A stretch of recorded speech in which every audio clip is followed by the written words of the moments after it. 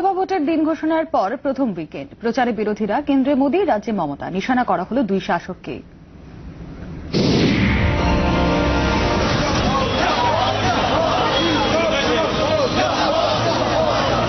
যাদবপুর লোকসভা কেন্দ্রে সিপিএম প্রার্থী বিকাশ রঞ্জন ভট্টাচার্য শুক্রবার দলের তরফে নাম ঘোষণার পরই জনসংযোগ স্বার্থে ভাঙড় পৌঁছলেন তিনি। শনিবার প্রচার শুরু করলেন বারুইপুর থেকে। একটা আকণ্ঠ দুর্নীতি নিমজ্জিত সরকার রাজ্যে রয়েছে। কেন্দ্রের মোদী সরকার আকণ্ঠ দুর্নীতিতে পড়ে গেছেন, তারাও মানুষের বাক স্বাধীনতা কেড়ে নিচ্ছেন।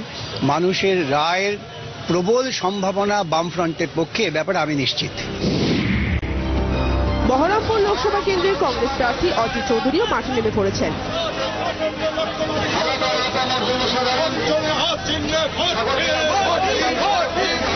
দৌলতাবাদ, মহারাজপুর, চুনাখালী একাধিক জায়গায় প্রচার অজিতের।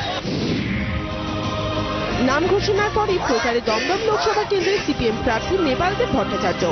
শুক্রবার রাতে কামারহাটি যান তিনি। শনিবার মিছিল করেন বেলঘড়িয়ায়। দূরবীন নিয়ে ঘুরছিলেন যে নেতারা, তারা বলছেন আমরা নাকি প্রথম প্রতিদ্বন্দ্বী। রানাঘাট লোকসভা কেন্দ্রের বাম প্রার্থী রমা বিশ্বাস ডোর টু ডোর ক্যাম্পেইনে বলেছেন লড়াই দ্বিমুখী, বামপন্থী বনাম অন্যরা। বাঁকুড়া বিষ্ণুপুর লোকসভা কেন্দ্রের বাম প্রার্থী সুনীল খান। 2009 লোকসভা নির্বাচনে বিষ্ণুপুর লোকসভা কেন্দ্রটিকে হারাতে হয় বামেদের। সেই হারানো জমি পুনরুদ্ধারে রীতিমতো মরিয়া লড়াই শুরু করেছে বামেরা।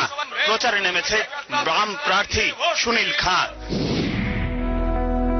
বনগাঁ লোকসভা কেন্দ্রের বাম প্রার্থী অলোকেশ দাসের নামে দেওয়াল লিখন নদিয়ার মদনপুরে। আরামবাগ কেন্দ্রে বাম প্রার্থী শক্তিমোহন মালিক।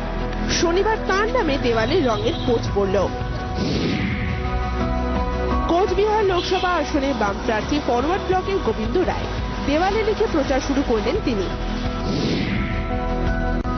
বর্ধমান দুর্গাপুর লোকসভা কেন্দ্রের প্রার্থী আবাস রায় চৌধুরীর হয়ে দেওয়াল লিখন কর্মীদের। ব্যুরো রিপোর্ট, জি 24 ঘন্টা।